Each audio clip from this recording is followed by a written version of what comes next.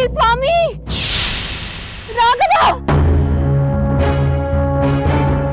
ದೂರ ನಿಲ್ಲಿ, ಹತ್ತಿರ ಬರಬೇಡಿ.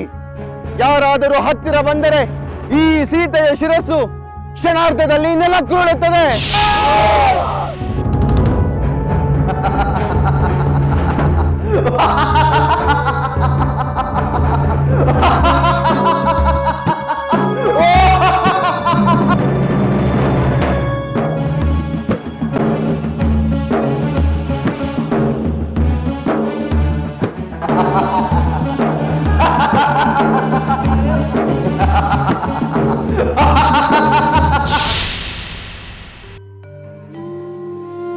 ಅಯ್ಯೋ, ಪರಮ ಪಾವನಳಾದ ಸೀತಾಮಾತೆಗೆ ಇದೆಂತಹ ದುರ್ಗತಿ ಬಂತು. ಪುರುಷೋತ್ತಮನಾದ ಶ್ರೀರಾಮನ ಸತಿಗೆ ಇದೆಂತಹ ಸಂಕಟ ಪ್ರಾಪ್ತವಾಯಿತು.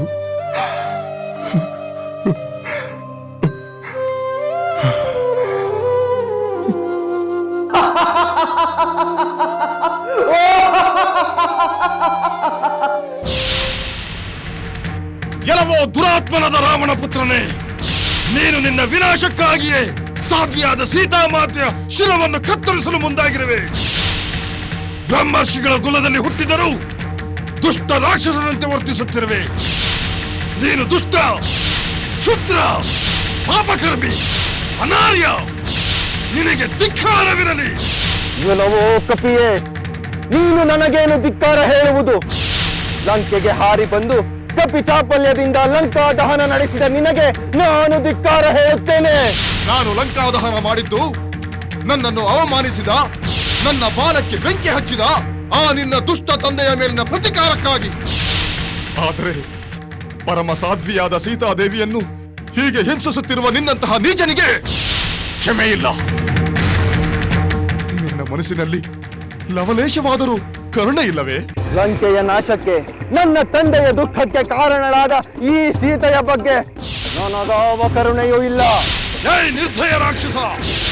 ರಾಜ್ಯವನ್ನು ಬಿಟ್ಟು ವನವಾಸದಲ್ಲಿದ್ದ ಸೀತಾದೇವಿ ಈಗ ಪತಿಯಿಂದಲೂ ದೂರವಾಗಿದ್ದಾರೆ.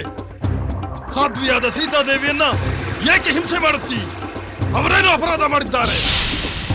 ಈ ಲಂಕೆಯ ಅನೇಕ ರಾಕ್ಷಸ ವೀರರ ಸಾವಿಗೆ ಇವಳು ಕಾರಣಳಾಗಿದ್ದಾಳೆ. ನನ್ನ ತಂದೆಯ ನೆಮ್ಮದಿಗೆ ಭಂಗ ತಂದಿದ್ದಾಳೆ. ಈ ಯುದ್ಧದ ಮೂಲ ಕಾರಣವೇ ಇವಳು. ಇವಳನ್ನು ನಾನು ಉಳಿಸುವುದಿಲ್ಲ, ಕೊಲ್ಲುತ್ತೇನೆ. ಅಯ್ಯೋ ಪಾಪಿ, ನೀಚ! ಸೀತಾದೇವಿಯನ್ನು ಕೊಂದರೆ ನೀನು ಹೆಚ್ಚು ಕಾಲ ಜೀವಿಸಲಾರೆ. ನಾನು ನಿನ್ನನ್ನು ಈ ಕ್ಷಣವೇ ಸಂಹರಿಸುತ್ತೇನೆ. ಸ್ತ್ರೀ ಹಿಂಸಕರಾದ ಪಾಪಿಗಳು ಸೇರಬೇಕಾದ ಘೋರವಾದ ನರಕಕ್ಕೆ ಕಳಿಸುತ್ತೇನೆ. ಕೆಲವೋ ವಾನರ, ನಿಲ್ಲು.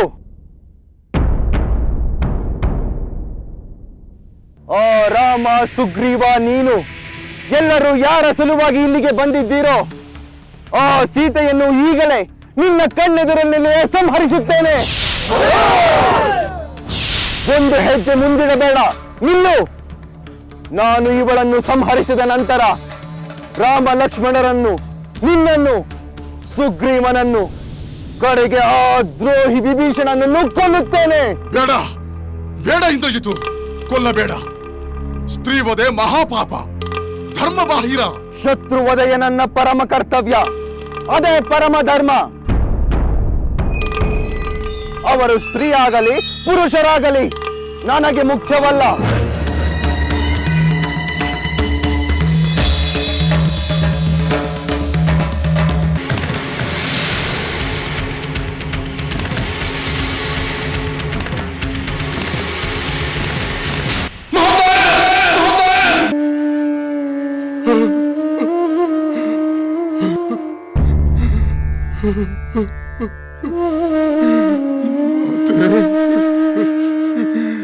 ಸೀತಾಮಾತೆ, ತಾಯಿ,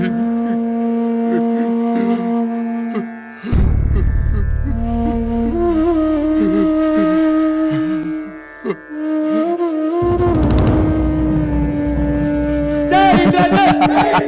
ಜೈ ಇಂದ್ರಜಿತ್! ಜೈ ರಾವಣೇಶ್ವರ!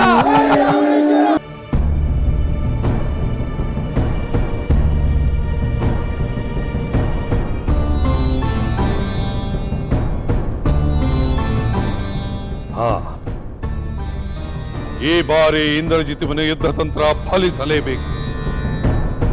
ಸೀತೆ ಸತ್ತಳೆಂದು ಕೇಳಿದ ಆ ಕ್ಷಣವೇ ರಾಮನ ಹೃದಯ ಒಡೆದು ಚೂರಾಗಬೇಕು.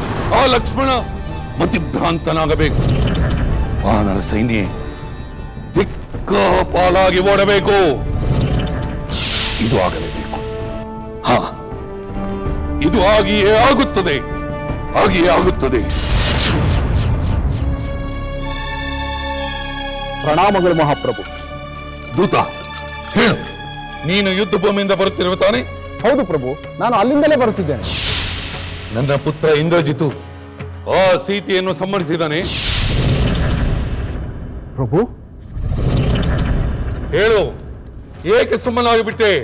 ನನ್ನ ವೀರಪುತ್ರ ಇಂದ್ರಜಿತು ಆ ಸೀತೆಯನ್ನು ವಧಿಸಿದನಲ್ಲವೇ?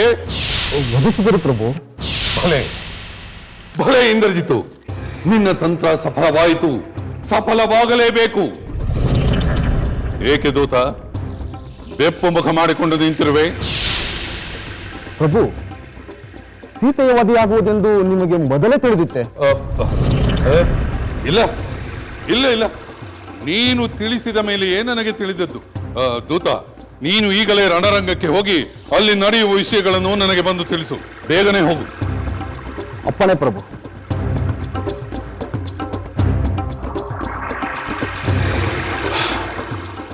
ಸದ್ಯ ತೊಲಗಿದ. ನಾನು ಅತಿ ಉತ್ಸಾಹದಲ್ಲಿ ಮಾಯಾ ಸೀತೆಯ ವಿಷಯವು ನನಗೆ ಮತ್ತು ಇಂದ್ರಜಿತುವಿಗೆ ಬಿಟ್ಟು ಬೇರೆ ಯಾರಿಗೂ ತಿಳಿಯಬಾರದೆಂಬುದನ್ನು ಮರೆತೇ ಬಿಟ್ಟಿದ್ದೆ. ಸದ್ಯ ಈ ದೂತ ಮತ್ತೆ ಮತ್ತೆ ಕೆದಕಿ ಪ್ರಶ್ನೆ ಕೇಳಲಿಲ್ಲ.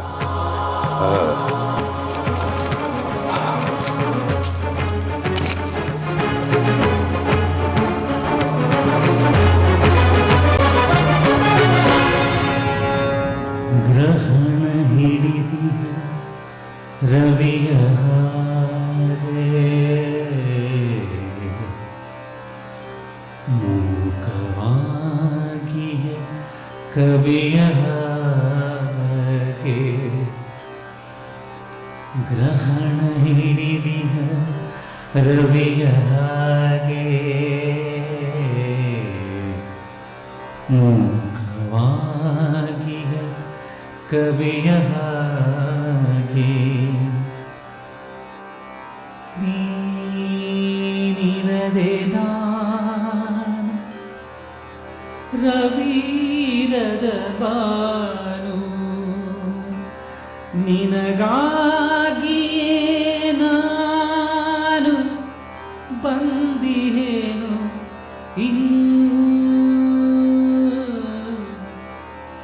ನೀನಿರದೆ ನಾನು ರವೀರದ ಬಾನು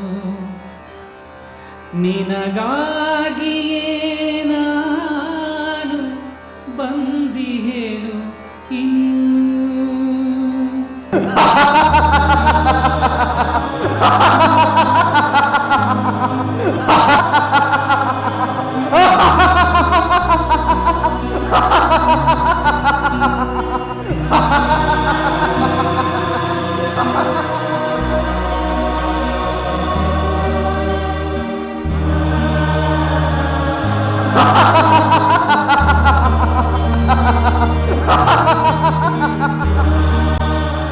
ಎಲ್ಲ ಈ ವಾನರ ವೀರನೇ, ಏಕೆ ಮಾತು ಮರೆತು ಹೋಯಿತೆ? ನೋಡು ನೋಡು, ಚೆನ್ನಾಗಿ ನೋಡು. ಶಿರ ಕತ್ತರಿಸಿ ಬಿದ್ದಿರುವ ಈ ರಾಮನ ಪತ್ನಿ ಸೀತೆಯನ್ನು ಚೆನ್ನಾಗಿ ನೋಡು. ನೀವು ಯಾವ ಗುರಿಯನ್ನಿಟ್ಟುಕೊಂಡು ಯುದ್ಧವನ್ನು ಆರಂಭಿಸಿದ್ದೀರೋ ಅವಳೀಗ ಸತ್ತು ಬಿದ್ದಿದ್ದಾಳೆ. ಇನ್ನು ನೀವು ಮಾಡುವ ಪ್ರಯತ್ನವೆಲ್ಲ ವ್ಯರ್ಥ.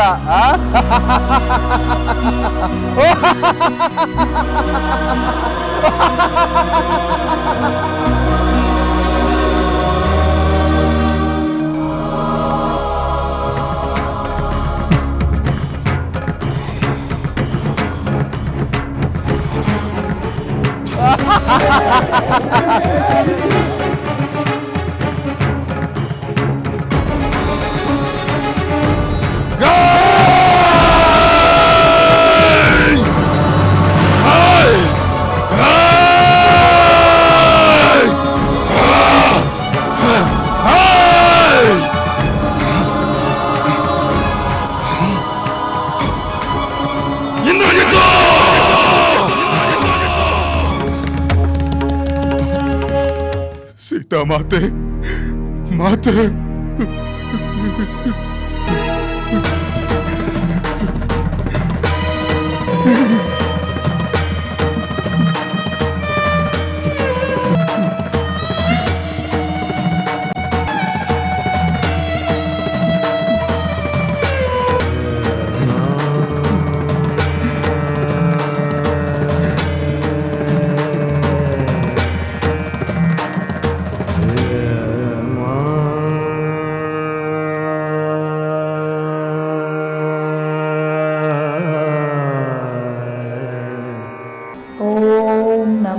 शिवाय ओम नमः शिवाय ओम नमः शिवाय ओम नमः शिवाय ओम नमः शिवाय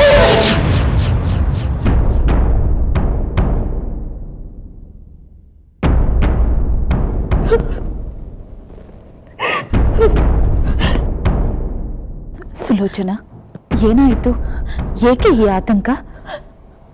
ದೇವರೇ, ನನಗೆ ಈ ವಿಷಯ ತಿಳಿದ ತಕ್ಷಣ ನಿಂತ ನೆಲವೇ ಕುಸಿದಂತಾಯಿತು.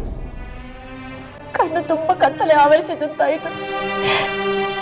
ನಿಮಗೆ ತಿಳಿಸಲೆಂದು ಕೂಡಲೇ ಓಡಿ ಬಂದ. ಏನು ವಿಷಯ? ಯಾವ ಆತಂಕದ ವಿಷಯ? ಸುಲೋಚನಾ, ಸಮಾಧಾನ ಮಾಡಿಕೊಂಡು ವಿಷಯವೇನೆಂದು ಹೇಳು. ಅತ್ತೆಯವರೇ, ಅವರು ಎಂದರೆ ಯಾರು? ಹೇಳು ಸುಲೋಚನಾ. ನಿಮ್ಮ ಪುತ್ರ, ನನ್ನ ಪತಿ, ಪತಿವ್ರತಿಯಾದ ಸೀತೆಯನ್ನು ರಣರಂಗಕ್ಕೆ ಎಳೆದುಕೊಂಡು ಹೋಗಿ ಅವಳ ಶಿರಚ್ಛೇದನ ಮಾಡಿದರಂತೆ.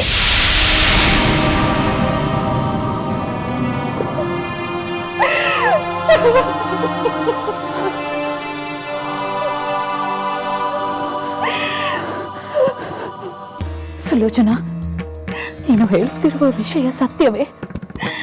ಹೌದು ಅತ್ತೆಯವರೇ, ರಣರಂಗದಲ್ಲಿ ಅದನ್ನು ಕಣ್ಣಾರೆ ಕಂಡ ದೂತರು ನನಗೆ ತಿಳಿಸಿದರು. ಪರಮೇಶ್ವರ, ನನ್ನ ಪುತ್ರ ಸ್ತ್ರೀ ಹತ್ಯೆ ಮಾಡಿದನೆ. ಪತಿವ್ರತೆ ಸೀತೆಯ ವಧೆ ಮಾಡಿ ಪಾಪಿಯಾದನೆ. ಅಯ್ಯೋ, ಇದೇನಾಗಿ ಹೋಯಿತು ಅತ್ತೆಯವರೇ? ನನ್ನ ಪತಿ ಅಧರ್ಮ ಕಾರ್ಯದಲ್ಲಿ ತೊಡಗಿದರೆ. ಅಯ್ಯೋ ದೇವ. ಹೌದು ಸುಲೋಚನಾ, ಇಂದ್ರಜಿತುವಿನ ಈ ಕ್ರೂರ ಕಾರ್ಯಕ್ಕೆ ಕ್ಷಮೆಯೇ ಇಲ್ಲ. ಅವನನ್ನು ಮಗನಾಗಿ ಪಡೆದ ತಪ್ಪಿಗೆ ನಾನು, ಪತಿಯಾಗಿ ಕೈ ಹಿಡಿದ ನೀನು. ದೇವ, ನಮ್ಮನ್ನು ಕಾಪಾಡು ಎಂದು ಆ ಪರಮೇಶ್ವರನಿಗೆ ಮೊರೆ ಹೋಗಬೇಕು.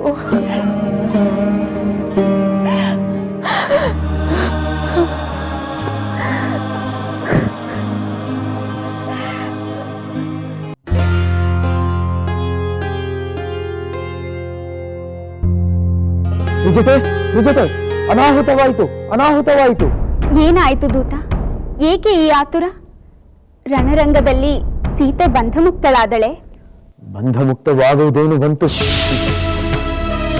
ಈ ಲೋಕದಿಂದಲೇ ಮುಕ್ತಳಾದಳು. ನೀನೇನು ಹೇಳುತ್ತಿರುವೆ?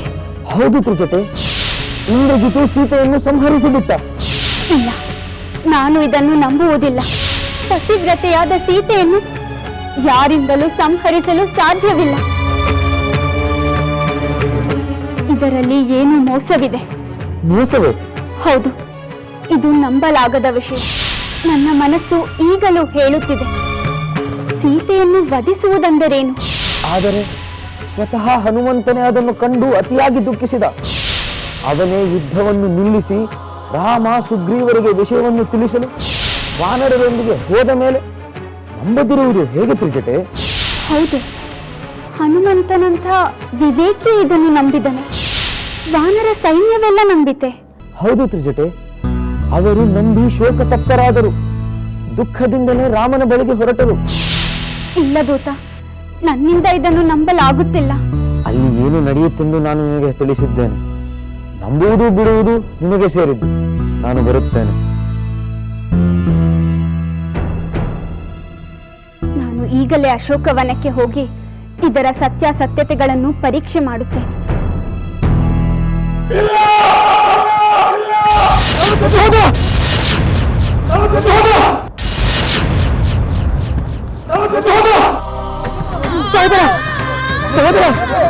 ಸಹೋದರ ಸಹೋದರ ಸಹೋದರ ರಾಮಚಂದ್ರ, ಹೇಳು ಸಹೋದರ. ಸಹೋದರ ಸಹೋದರ ರಾಮಚಂದ್ರ, ಪ್ರಭು ಪ್ರಭು, ಹೇಳು ಸಹೋದರ. ಸಹೋದರ ಸಹೋದರ ಸಹೋದರ ಸಹೋದರ, ನೀರು.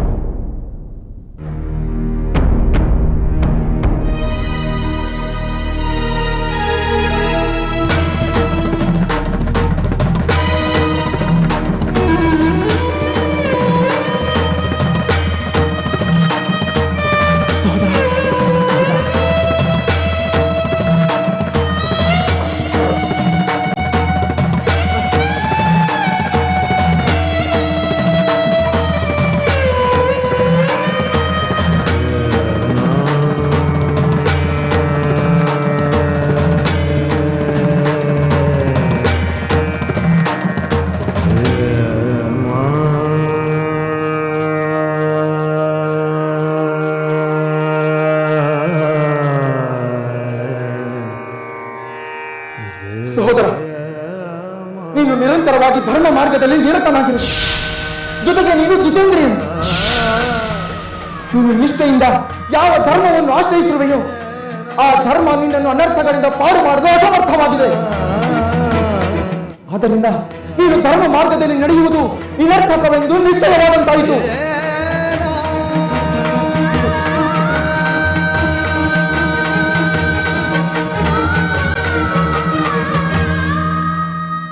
ಹಾಗೆನ್ನ ಬಿಡ ಲಕ್ಷ್ಮಣ. ನನ್ನ ಸೀತೆ ಕೂಡ ಧರ್ಮಾತ್ಮಳೆ. ಅತ್ತಿಗೆಯು ಧರ್ಮಾತ್ಮಳೆ, ನೀನು ಧರ್ಮಾತ್ಮನೆ. ಆದರೆ ಭೌತಿಕ ವಸ್ತುಗಳಂತೆ ಆ ಧರ್ಮ ಅಧರ್ಮಗಳು ನಮ್ಮ ಕಣ್ಣಿಗೆ ಕಾಣುವುದಿಲ್ಲವೆಂದ ಮೇಲೆ ಆ ಧರ್ಮ ಅಧರ್ಮಗಳು ಇಲ್ಲವೆಂದೇ ಅರ್ಥ. ಮರಗಿಡಗಳಾಗಲಿ, ಪರ್ವತವಾಗಲಿ, ಪಶು ಪಕ್ಷಿಗಳಾಗಲಿ ಯಾವ ಧರ್ಮ ಅಧರ್ಮವನ್ನು ಆಚರಿಸುವುದಿಲ್ಲ. ತಮ್ಮ ಸ್ವಭಾವ ಸಹಜವಾದ ಫಲವನ್ನು ಪಡೆಯುತ್ತವೆ. ಅವು ನಮ್ಮ ಕಣ್ಣಿಗೆ ಕಾಣುತ್ತಿವೆ. ಅವೆಲ್ಲ ತಮ್ಮ ಜನ್ಮಕ್ಕೆ ಅನುಗುಣವಾದ ಸುಖ ದುಃಖಗಳನ್ನು ಅನುಭವಿಸುತ್ತವೆ. ಯಾವ ವಿಶೇಷ ಧರ್ಮವನ್ನು ಅವು ಆಚರಿಸುವುದಿಲ್ಲ. ಹೌದು ಸಹೋದರ, ಮನುಷ್ಯನ ಸುಖ ದುಃಖಗಳಿಗೆ ಧರ್ಮವಾಗಲಿ ಅಧರ್ಮವಾಗಲಿ ಎಂದಿಗೂ ಕಾರಣವಲ್ಲ. ಲಕ್ಷ್ಮಣ, ಧರ್ಮ ಅಧರ್ಮಗಳು ಕಣ್ಣಿಗೆ ಕಾಣದಿದ್ದರೂ ಅವುಗಳ ಅಸ್ತಿತ್ವವಿಲ್ಲವೆಂದು ಹೇಳಲಾಗುವುದಿಲ್ಲ. ಇಲ್ಲ ಸಹೋದರ, ಅವುಗಳ ಅಸ್ತಿತ್ವವಿಲ್ಲ. ಇದ್ದಿದ್ದರೆ ಅಧರ್ಮವನ್ನೇ ಅವಲಂಬಿಸಿರುವ ರಾವಣ ದುಃಖಿಯಾಗಿರಬೇಕಾಗಿತ್ತು. ಧರ್ಮವನ್ನೇ ಆಶ್ರಯಿಸಿರುವ ನಿನಗೆ ಇಂತಹ ದುಃಖ ಪ್ರಾಪ್ತವಾಗಬಾರದಾಗಿತ್ತು. ಅದಕ್ಕಿನ್ನೂ ಕಾಲ ಬಂದಿಲ್ಲವೆಂದು ಕಾಣುತ್ತದೆ. ಅತ್ತಿಗೆಯನ್ನು ಕಳೆದುಕೊಂಡ ಮೇಲೆ ಆ ಕಾಲ ಬಂದರಷ್ಟು ಬಾರದಿದ್ದರಷ್ಟು. ಸಹೋದರ, ಆ ರಾವಣ ಸಂತೋಷದಿಂದಿದ್ದಾನೆ. ನೀನು ದುಃಖ ಸಾಗರದಲ್ಲಿ ಮುಳುಗಿ ಹೋಗಿರುವೆ. ಅಂದರೆ ಅಧರ್ಮಿಗಳಿಗೆ ಧರ್ಮದ ಫಲ, ಧರ್ಮಿಗಳಿಗೆ ಅಧರ್ಮದ ಫಲ ಎಂದು ಅರ್ಥವೇ? ಇಲ್ಲ ಸಹೋದರ, ಅಧರ್ಮವೂ ಇಲ್ಲ, ಧರ್ಮವೂ ಇಲ್ಲ. ಅದಕ್ಕೆ ಜೋತು ಬೀಳುವುದು ಅವಿವೇಕವೆಂದೇ ನನ್ನ ಭಾವನೆ. ಬೇಡ ಲಕ್ಷ್ಮಣ, ಬೇಡ. ನಿನ್ನ ಹೃದಯಕ್ಕೆ ಉಂಟಾಗಿರುವ ಸಂಕಟದ ಕಾರಣದಿಂದ ನೀನು ಧರ್ಮವನ್ನು ನಿರಾಕರಿಸುವುದು ಬೇಡ. ಏಕೆ ನಿರಾಕರಿಸಬಾರದು? ಧರ್ಮವನ್ನು ಸ್ವೀಕರಿಸಲು ತಕ್ಕ ಕಾರಣಗಳೇ ಇಲ್ಲವಲ್ಲ. ಸಹೋದರ, ನೀನು ತಂದೆಗೆ ಕೊಟ್ಟ ಮಾತಿನಂತೆ ಅರಣ್ಯಕ್ಕೆ ಬಂದೆ. ಸತ್ಯವನ್ನು ಪರಿಪಾಲಿಸಿದೆ. ಸತ್ಯವಾಕ್ಯ ಪರಿಪಾಲನೆಯೇ ಪರಮ ಧರ್ಮವೆಂದು ಭಾವಿಸಿದೆ.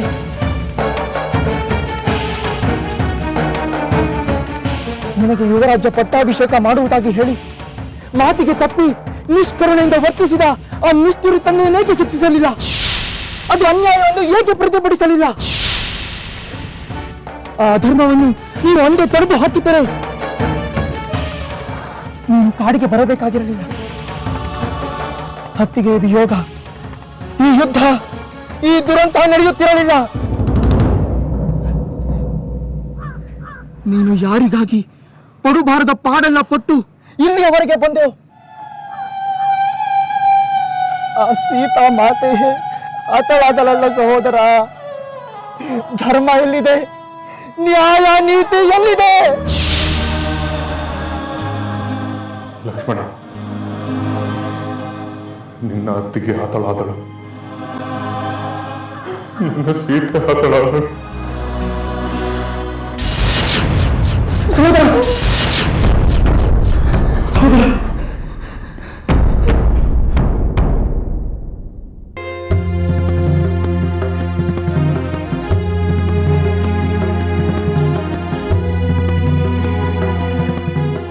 ಪ್ರಣಾಮಗಳು ತಂದೆಯೇ. ಬಾ ಇಂದ್ರಜಿತ್, ನಿನ್ನ ಅಮೋಘ ತಂತ್ರ ಕಾರ್ಯಗತವಾಗಿದ್ದನ್ನು ನಾನು ದೂತನಿಂದ ಕೇಳಿ ತಿಳಿದೆ. ಬರೀ ಕಾರ್ಯಗತವಲ್ಲ ತಂದೆಯೇ, ಯಶಸ್ವಿಯಾಗಿ ಕೈಗೂಡಿತೆಂದೇ ಹೇಳಬೇಕು. ಭಲೆ ಭಲೆ ಪುತ್ರ, ಆ ಯಶಸ್ಸನ್ನು ನಾನು ನಿನ್ನ ಬಾಯಿಂದಲೇ ಕೇಳಬಯಸುತ್ತೇನೆ. ಹೇಳು. ಕಪಿಬುದ್ಧಿ ಅಲ್ಪವೆಂದು ಅದಕ್ಕೆ ಹೇಳುವುದು. ಆ ವಾನರರೆಲ್ಲ ಮಾಯಾ ಸೀತೆಯನ್ನೇ ನಿಜವಾದ ಸೀತೆ ಎಂದು ನಂಬಿಬಿಟ್ಟರು. ಆ ಹನುಮಂತನೇ ನಂಬಿ ಕಣ್ಣೀರಿಟ್ಟನೆಂದರೆ ನನ್ನ ತಂತ್ರ ಎಷ್ಟರ ಮಟ್ಟಿಗೆ ಯಶಸ್ವಿಯಾಯಿತೆಂದು ನೀವೇ ಯೋಚಿಸಿ ತಂದೆಯೇ. ಹಾಗಾದರೆ ಆ ಸೀತೆಯ ವಧೆಯನ್ನು ನೋಡಿ ರಾಮನ ಹೃದಯ ಒಡೆದು ಚೂರು ಚೂರು ಆಯಿತೆ. ಆಗ ರಾಮ ರಣರಂಗದಲ್ಲೇ ಇದ್ದಿದ್ದರೆ ಅದು ಆಗುತ್ತಿತ್ತು. ಆದರೆ ಆ ರಾಮ ಲಕ್ಷ್ಮಣರು ಅಲ್ಲಿರಲಿಲ್ಲ. ಹಾಗಾದರೆ ನಿನ್ನೊಂದಿಗೆ ಯಾವ ವೀರರು ಯುದ್ಧ ಮಾಡಿದರು? ಆ ಹನುಮಂತನೊಬ್ಬನೇ ಇದ್ದದ್ದು. ಹೋರಾಡಲು ಬಂದು ಹಾರಾಡಿದವನು ಮಾಯಾ ಸೀತೆಯನ್ನು ಕಂಡು ಮಂಕು ಬಡಿದವನಂತೆ ಬೆಪ್ಪಾದ. ಅವಳನ್ನು ಕೊಲ್ಲಬೇಡವೆಂದು ಪರಿಪರಿಯಾಗಿ ಬೇಡಿಕೊಂಡ. ಅವಳನ್ನು ವಧಿಸಿದ ನಂತರ ಇನ್ನು ಯುದ್ಧ ಮಾಡಿ ಏನು ಪ್ರಯೋಜನವೆಂದುಕೊಂಡು ಆ ವಾನರರನ್ನೆಲ್ಲ ಕರೆದುಕೊಂಡು ಆ ರಾಮನ ಬಳಿಗೆ ಹೊರಟು ಹೋದ.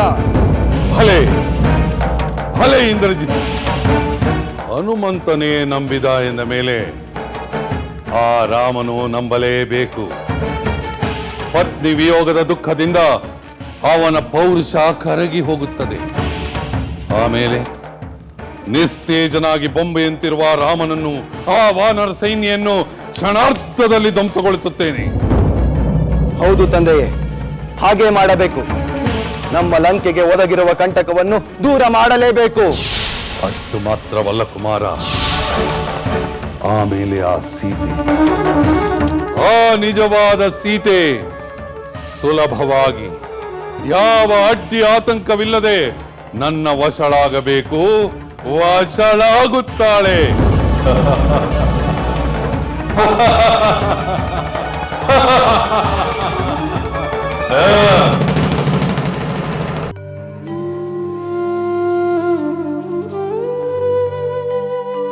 ಸಹೋದರ, ಏಳು ಸಹೋದರ, ಎದ್ದೇಳು.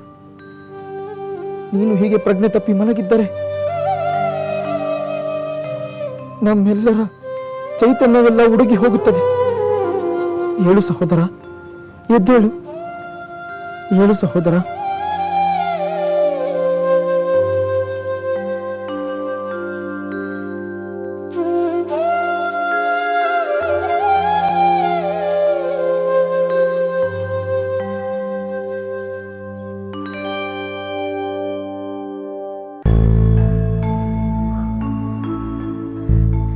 ಸಹೋದರ,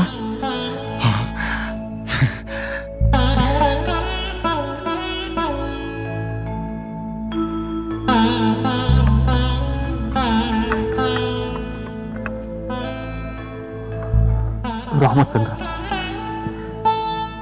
ನಮ್ಮೆಲ್ಲರ ಧೈರ್ಯ ಚೈತನ್ಯ ನೀನೇ ಹೀಗೆ ಧೈರ್ಯಗೆಟ್ಟರೆ ನಮ್ಮೆಲ್ಲರ ಜಂಗಾಬಲವೇ ಉಡುಗಿ ಹೋಗುತ್ತದೆ. ಧೈರ್ಯ ತಂದುಕೋ ರಾಮಚಂದ್ರ, ಧೈರ್ಯ ತಂದುಕೋ. ಹನುಮಂತ, ಆ ಇಂದ್ರಜಿತು ನನ್ನ ಸೀತೆಯನ್ನು ಹತ್ಯೆ ಮಾಡಿಬಿಟ್ಟನೆ. ಪ್ರಭು ರಾಮಚಂದ್ರ, ಆ ಕ್ರೂರ ಕಾರ್ಯವನ್ನು ತಡೆಯಲು ಅಸಮರ್ಥನಾದ ನನ್ನನ್ನು ದಯಮಾಡಿ ಕ್ಷಮಿಸಬೇಕು.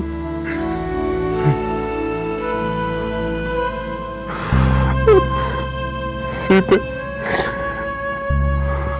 ನನ್ನ ಪ್ರಾಣ ಪ್ರಿಯ, ಕೊನೆಗೂ ನೀನು ನನ್ನ ಪಾಲಿಗೆ ಇಲ್ಲವಾಗಿ ಬಿಟ್ಟೆಯ. ಈ ಮಹಾ ಸೈನ್ಯದೊಂದಿಗೆ ಬಹು ಪ್ರಯಾಸದಿಂದ ಸಾಗರವನ್ನು ದಾಟಿ ಇಲ್ಲಿಗೆ ಬಂದದ್ದು ವ್ಯರ್ಥವಾಗಿ ಹೋಯ್ತೆ. ನಿನ್ನನ್ನು ಉಳಿಸಿಕೊಳ್ಳಲಾಗದ ನನ್ನ ಪರಾಕ್ರಮದಿಂದ ಏನು ಪ್ರಯೋಜನ ವೈದೇಹಿ? ನಿನ್ನನ್ನು ಬಿಡಿಸಿಕೊಳ್ಳಲಾಗದ, ನನ್ನ ಪ್ರತಿಜ್ಞೆಯನ್ನು ಉಳಿಸಿಕೊಳ್ಳಲಾಗದ ನಾನು ಬದುಕಿದ್ದರೆ ಏನು ಪ್ರಯತ್ನ ವೈದೇಹಿ? ಏನು ಪ್ರಯತ್ನ? ಸೀತೆ ಸೀತೆ ರಾಮಚಂದ್ರ ಸಹೋದರ,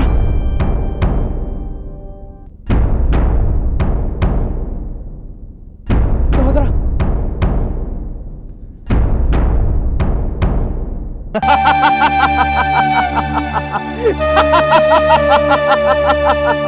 ಇಂದ್ರನ ಗರ್ವ ಭಂಗಿಸಿದ ಇಂದ್ರಜಿತ್ ಪ್ರಭುಗಳಿಗೆ ಪ್ರಣಾಮಗಳು.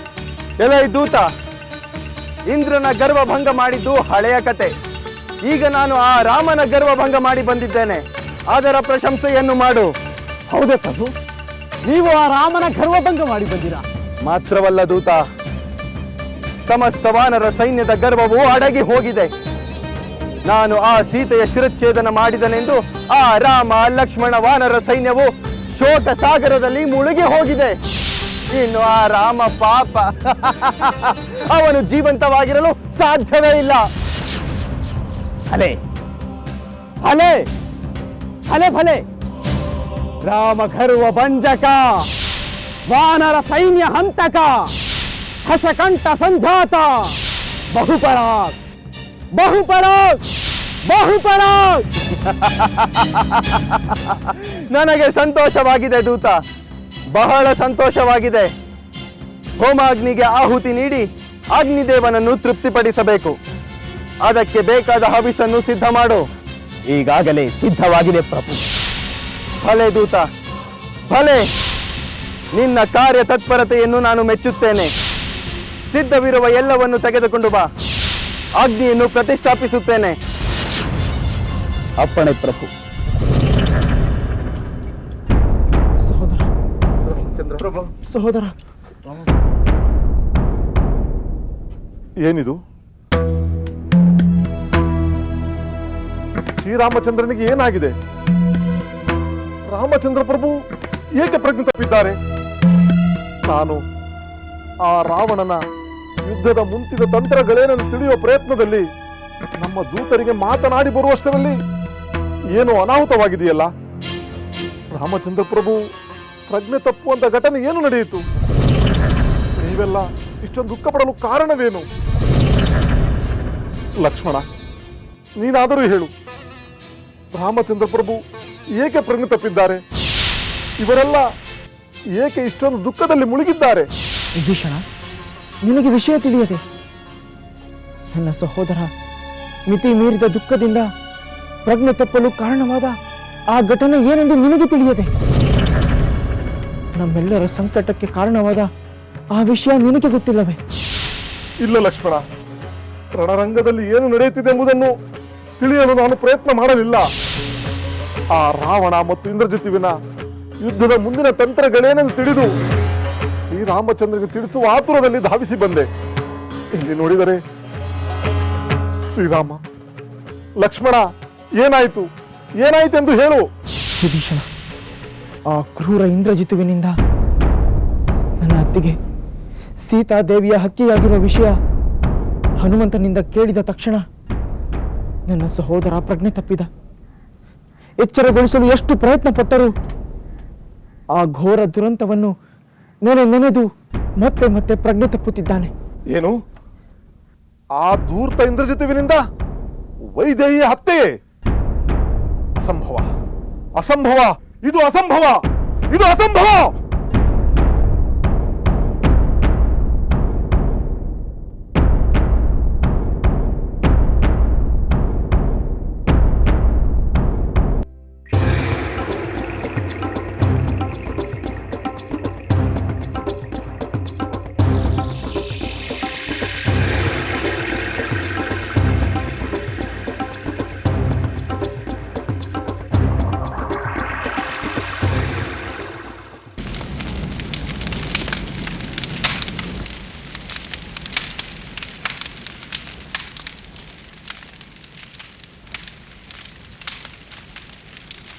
ಪ್ರಭು,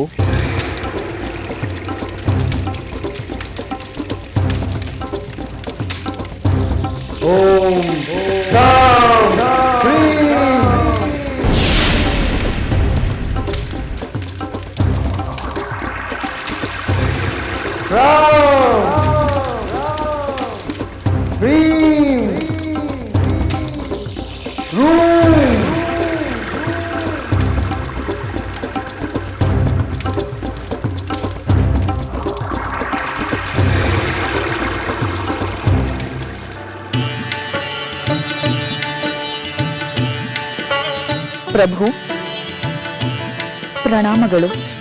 ಬಾ ಮಂಡೋದರಿ ಬಾ. ಸರಿಯಾದ ಸಮಯಕ್ಕೆ ಬಂದಿರುವೆ. ನನ್ನ ಸಂತೋಷದ ಸಮಯದಲ್ಲಿ ನೀನಿದ್ದರೆ ನನ್ನ ಸಂತೋಷ ಇಮ್ಮಡಿಯಾಗುತ್ತದೆ. ನಿಜ ಪ್ರಭು, ಪತಿಯ ಸಂತೋಷದಲ್ಲಿ ಸತಿಯು ಭಾಗಿಯಾದರೆ ಪತಿಯ ಸಂತೋಷವು ಇಮ್ಮಡಿಯಾಗುತ್ತದೆ, ಸತಿಯ ಸಂತೋಷವು ಇಮ್ಮಡಿಯಾಗುತ್ತದೆ. ಆದರೆ ಯಾವ ಕಾರಣಕ್ಕೆ ಪತಿಯು ಸಂತೋಷ ಪಡುತ್ತಿದ್ದಾನೋ ಅದೇ ಕಾರಣ ಸತಿಗೆ ದುಃಖದಾಯಕವಾಗಿದ್ದರೆ ಅವಳಿಗೆ ದುಃಖವಲ್ಲದೆ ಸಂತೋಷ ಉಂಟೆ ಪ್ರಭು. ಮಂಡೋದರಿ, ಏನು ಮಾತನಾಡುತ್ತಿರುವೆ? ನನ್ನ ಸಂತೋಷ ನಿನಗೆ ದುಃಖ ಉಂಟು ಮಾಡುತ್ತಿದೆಯೇ? ಹೌದು ಪ್ರಭು, ದುರಾದೃಷ್ಟವಶಾತ್ ನಿಮ್ಮ ಸಂತೋಷ ನನ್ನ ದುಃಖಕ್ಕೆ ಕಾರಣವಾಗುತ್ತಿದೆ. ಪತಿವ್ರತೆಯರ ಬಾಯಲ್ಲಿ ಬರುವ ಮಾತೇ ಇದು. ಮಹಾಪತಿವ್ರತೆ ಎಂದು ಹೆಸರಾದ ನೀನೇ ಹೀಗೆ ಮಾತನಾಡುತ್ತಿರುವೆಯಲ್ಲ. ಪತಿಯ ಸಂತೋಷದಲ್ಲಿ ಸುಖ ಕಾಣುವುದೇ ಪತಿವ್ರತೆಯ ಧರ್ಮ. ಪ್ರಭು, ಪತಿಯು ಧರ್ಮದ ಮಾರ್ಗದಲ್ಲಿ ನಡೆದು ಸಂತೋಷ ಪಟ್ಟರೆ ಅದಕ್ಕೆ ಸತಿಯಾದವಳು ಸಂತೋಷ ಪಡುವುದು ಉಚಿತವಾಗಿರುತ್ತದೆ. ಅದು ಅಧರ್ಮದ ಮಾರ್ಗದಿಂದ ಬಂದ ಸಂತೋಷವಾದರೆ? ಮಂಡೋದರಿ, ನೀನು ನನಗೆ ಧರ್ಮಗಳ ಬಗ್ಗೆ ಉಪದೇಶ ಮಾಡಲು ಬಂದಿದ್ದರೆ ಬಂದ ದಾರಿ ಹಿಡಿದು ಹೋಗು. ನಿನ್ನ ಉಪದೇಶದಿಂದ ನನ್ನ ಸಂತೋಷದ ಕ್ಷಣಗಳನ್ನು ಹಾಳು ಮಾಡಬೇಡ. ಪ್ರಭು, ಅಬಲೆಯಾದ ಸ್ತ್ರೀ ಹತ್ಯೆಯಿಂದ ಪಡೆದ ಸಂತೋಷ ವಿಕೃತ ಸಂತೋಷ. ಸ್ತ್ರೀ ಹತ್ಯೆ ಮಹಾಪಾಪ. ಆ ಪಾಪ ಕೃತ್ಯದಿಂದ ಸಂತೋಷ ಪಡುವುದು ಇನ್ನೂ ಹೆಚ್ಚಿನ ಪಾಪ. ಮಂಡೋದರಿ, ನೀನು ಯಾವ ಸ್ತ್ರೀ ಹತ್ಯೆಯ ವಿಷಯವನ್ನು ಮಾತನಾಡುತ್ತಿರುವೆ? ಏಕೆ ಪ್ರಭು, ರಣರಂಗದಲ್ಲಿ ನಿಮ್ಮ ಪುತ್ರ ಮಹಾಪತಿವ್ರತೆಯಾದ ಸೀತೆಯ ಹತ್ಯೆ ಮಾಡಿರುವುದು ನಿಮಗೆ ತಿಳಿದಿಲ್ಲವೇ? ತಿಳಿದಿದೆ. ಅದಕ್ಕೆ ಈ ಸಂತೋಷ. ಪ್ರಭು, ಅಂಥ ಪಾಪ ಕಾರ್ಯ ಮಾಡುವುದರಿಂದ ನಿಮ್ಮ ಪುತ್ರನನ್ನು ತಡೆಯದೆ ಸಂತೋಷ ಪಡುವುದು ಧರ್ಮವೋ ಅಧರ್ಮವೋ? ನನ್ನ ಪುತ್ರ ರಾಮನ ಪರಾಭವಕ್ಕೆ ಏನು ಬೇಕೋ ಅದನ್ನೇ ಮಾಡಿದ್ದಾನೆ. ಅದರ ಬಗ್ಗೆ ನೀನು ಚಿಂತಿಸುವ ಅಗತ್ಯವಿಲ್ಲ. ಇದೇನು ಪ್ರಭು, ನನ್ನ ಹೊಟ್ಟೆಯಲ್ಲಿ ಹುಟ್ಟಿದ ಮಗ ಸ್ತ್ರೀ ಹತ್ಯೆಯಂತ ಮಹಾಪಾಪ ಕಾರ್ಯ ಮಾಡಿದರೂ ಚಿಂತಿಸುವ ಅಗತ್ಯವಿಲ್ಲವೆಂದು ಹೇಳುತ್ತಿರುವಿರಿ. ಅಂಥ ಪಾಪಿ ನನ್ನ ಮಗನಾಗಿ ಹುಟ್ಟಿದನಲ್ಲ ಎಂದು ನನಗೆ ದುಃಖವಾಗುವುದಿಲ್ಲವೇ? ಅಂಥ ಮಗನ ತಾಯಿ ಎಂದು ನನಗೆ ನಾಚಿಕೆ ಅಪಮಾನಗಳಿಂದ ತಲೆ ತಗ್ಗಿಸುವಂತಾಗಲಿಲ್ಲವೇ? ಮಂಡೋದರಿ, ಅವಿವೇಕಿಯಂತೆ ಮಾತನಾಡಬೇಡ. ಕಾಟಕಿಯನ್ನು ಕೊಂದು ಸ್ತ್ರೀ ಹತ್ಯೆಯ ಮಹಾಪಾಪದ ಕಾರ್ಯವನ್ನು ರಾಮನೇ ಮೊದಲು ಮಾಡಿದ್ದಾನೆ. ಸ್ತ್ರೀ ಹತ್ಯೆ ಮಹಾಪಾಪವಾದರೆ ನನ್ನ ಸೋದರಿ ಶೂರ್ಪನಿಕೆ ಅಂಗಭಂಗವನ್ನು ಮಾಡಿ ಆ ಪಾಪದ ಕಾರ್ಯವನ್ನು ಲಕ್ಷ್ಮಣನು ಮಾಡಿದ್ದಾನೆ. ಅವರು ಮಾಡಿದ್ದು ಮಹಾಧರ್ಮ ಕಾರ್ಯ, ನನ್ನ ಪುತ್ರ ಮಾಡಿದ್ದು ಮಹಾಪಾಪ ಕಾರ್ಯವೋ? ಸೀತೆಯ ಹತ್ಯೆ ಪಾಪವಲ್ಲ, ಅದು ಯುದ್ಧ ತಂತ್ರ. ನಿಮ್ಮ ತರ್ಕದಿಂದ ಸೀತೆಯ ಹತ್ಯೆಯನ್ನು ಸಮರ್ಥಿಸಲಾಗುವುದಿಲ್ಲ ಪ್ರಭು. ನಾನು ಯಾರಿಗೂ ಸಮರ್ಥನೆ ನೀಡಬೇಕಾಗಿಲ್ಲ, ಯಾರಿಗೂ ಉತ್ಸಾಹ ಹೇಳಬೇಕಾಗಿಲ್ಲ. ನನ್ನ ಪುತ್ರ ಸರಿಯಾದ ಕಾರ್ಯವನ್ನೇ ಮಾಡಿದ್ದಾನೆ, ಅದಕ್ಕೆ ನಾನು ಸಂತೋಷ ಪಡುತ್ತೇನೆ. ನಿನಗೆ ಸಂತೋಷವಾಗದಿದ್ದರೆ ಸುಮ್ಮನೆ ಹೊರಟು ಹೋಗು.